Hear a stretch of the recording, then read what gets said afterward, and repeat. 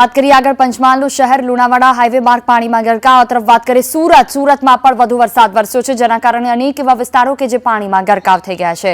સુરતમાં અલગ અલગ જગ્યાઓ પર જે રીતે વરસાદ નોંધાયો તેને લઈને જલભરાવની સ્થિતિ પણ જોવા મળી છે। 3 દિવસથી અવિરત વરસાદ છે તેના કારણે આ પરિસ્થિતિ સર્જાઈ છે। ઓલપાડ તાલુકાની સેના ખાડી બે કાંઠે વહી છે। સુરતમાં વધુ વરસાદ વરસ્યો। સતત વરસાદથી ખાડીમાં પાણીની ભારે આવક થઈ છે।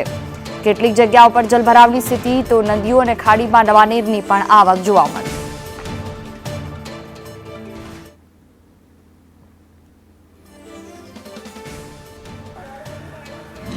ઉપરવાસમાં સતત વરસાદ વરસી રહ્યો છે અને ઉકાઈ ડેમમાં પાણીની આવક વધી છે ત્યારે ઉકાઈ ડેમમાં છેલ્લા 2 દિવસથી પાણી છોડાઈ રહ્યું છે ત્યારે સુરતમાં નીચાણવાળા વિસ્તાર વસતા લોકોને એલર્ટ કરાયા છે। અરાજન વિસ્તારમાં રેવાનગર આવેલું છે। રેવાનગરના કેટલા ઘરો છે તેને ખાલી કરવામાં આવ્યા છે અને તેમનું સ્થળાંતર કરવામાં આવ્યું છે। પાણીનું જળસ્તર છે તે સતત વધી રહ્યું છે। ઘરો દ્રશ્યમાં જોઈ શકો છો કે કઈ રીતના અત્યારે પાણીમાં ગરકાવ થઈ ગયા છે। 25 જેટલા ઘરો છે તે અત્યારે પાણીમાં ગરકાવ થઈ ગયા છે અને તેમને જે ખાનગી શાળા છે તેમાં કહેવાય કે સ્થળાંતર કરવામાં આવ્યા છે।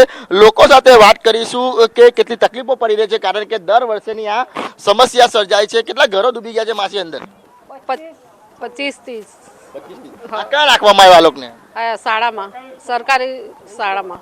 ક્યારે આવ્યું પાણી? ક્યારે આવ્યું? હા, કાલ સાંજનું થોડું આવી ગયું છે। બાકી તમે બતાવો આ લોકોને ક્યાં રાખવામાં આવ્યા છે ને કેટલા ઘર ડૂબી ગયા? સ્કૂલમાં છે ભાઈ બધા લોકો 25 થી 26 ઘર છે તે લોકો અમને સ્કૂલમાં મોકલેલા છે। અમે આખી રાત બી જાગીએ છીએ અમારા બાલ બચ્ચા લઈને સાયથી જ છે। સામાન બધો ડૂબી ગયો કે સામાન ઉપર ચડાઈ? સામાન જેટલું નીકળ્યું ભાઈ ઘર સરસાસ છે બધું જ વસાવવાનું છે। જેટલો નીકળ્યો એટલો નીકળેલો છે ને બાકી અંદર જ છે। દર વર્ષે પાણી ભરાઈ જાય? દર વર્ષે પાણી ભરાઈ જાય છે ને દર વર્ષે અમને તકલીફ થાય છે ને દર વર્ષે અમે આખી 2 દીતે 3 રાતો જાગીએ છીએ। તંત્ર તરફથી કોઈ આવ્યું હતું ને તમને શું કહેવામાં આવ્યું? હા, એવું કહેવામાં આવ્યું કે ભાઈ પાણી છોડેલું છે તમે જાઓ ખાલી કરો મકાન। અમે ખાલી કરી દીધેલા છે। અમારથી જેટલું ઉચકાયું એટલું ઉચક્યું છે, જેટલું રહી ગયું છે રહી ગયું છે। હવે આપણે જીવ બચાવે કે સામાન બચાવે?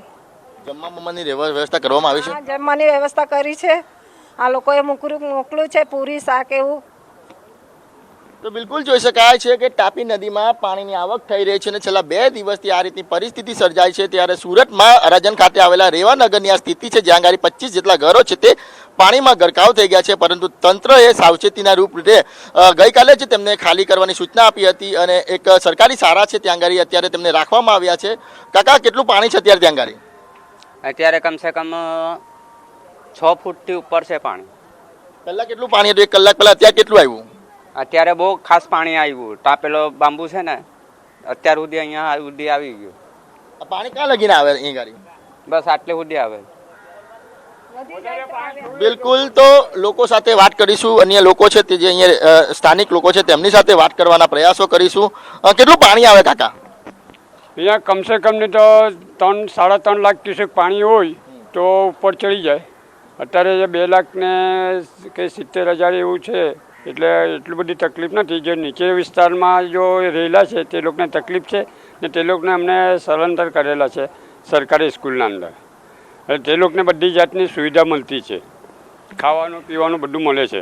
બિલકુલ, તો ઉપરવાસમાં સતત વરસાદ વરસી રહ્યો છે તેની આવક છે તે ઉકાઈ ડેમમાં થઈ રહી છે અને ઉકાઈ ડેમમાંથી તાપી નદીમાં પાણી છોડાઈ રહ્યું છે અને અત્યારે જે કહેવાય કે તાપી નદીની આજુબાજુમાં વસતા લોકો છે તેને એલર્ટ કરાયા છે અને કેટલા અરાજન વિસ્તારના જે લોકો છે તેને સ્થળાંતર કરીને સ્કૂલમાં ખસેડવામાં આવ્યા છે સાવચેતીના રૂપે।